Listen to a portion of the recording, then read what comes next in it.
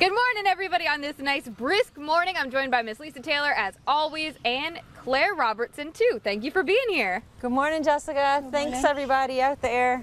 We are so excited to be here. It is October time, which means we're talking about maybe some people think spooky characters. Of course, this little speckled kingsnake, not spooky at all. No.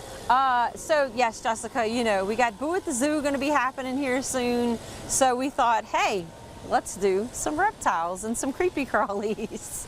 But this particular snake, the speckled kingsnake, is from North America, especially in Louisiana. You know, there's actually 7 different species of them that you can see all throughout the southern parts of the state and up into Illinois.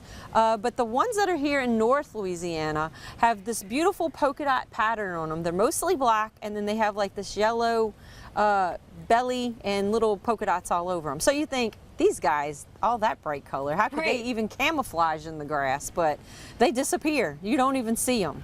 But they're very important to the ecosystem here in North America because these guys love to eat rodents.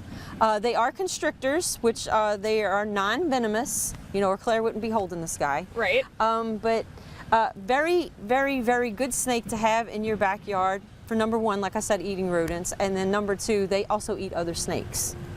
The bad ones that you don't want to have in your yard. Correct. And you know, they don't get very big. I want to say they get about 4 to 5 feet long.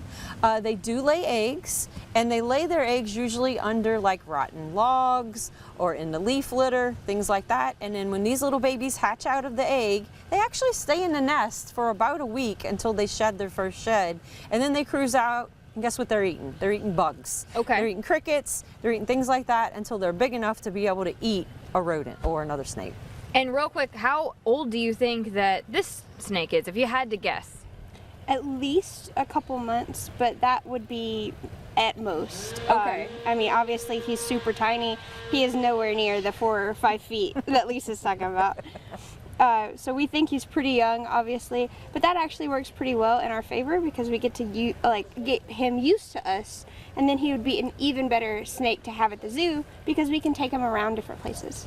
A wonderful ambassador animal for his species, and actually already lived in the zoo anyway. Yes, so a really funny story, y'all. You know, a lot of people wonder, does anybody stay at the zoo overnight? Well, guess what? Yes, we actually have security that stays overnight to watch over the animals in the property.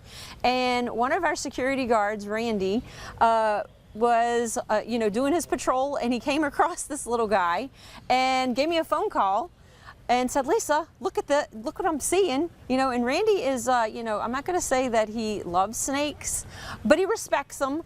And I said, Randy, I need you to catch this snake. And he's like, do what? But he actually put together a container right quick that we had in our front office and scooped him in it right quick. And lo and behold, we have little Speck here, and he's doing great at the zoo. And we have Randy to thank for that for now, because we were needing an education speckled kingsnake. I love it, and this one is going to be the perfect fit. Thank you guys for telling us a little bit more about them. We're going to have all this information on our website, knwe.com, after the show. And the zoo is open every day of the week between 10 a.m. and 5 p.m. Taylor says they've had some rain delays on construction of the new Louisiana Purchase exhibit, and they expect it to wrap up in December. The reptile building is closed while crews work on the exhibit.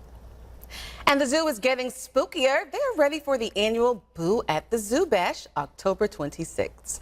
It goes from 10 a.m. until 2 p.m., and you can walk throughout the zoo picking up sweet treats from local businesses. They'll have food and shopping vendors too. Wear your best costume. There will be a contest. If you'd like to be a vendor for this event, contact the zoo.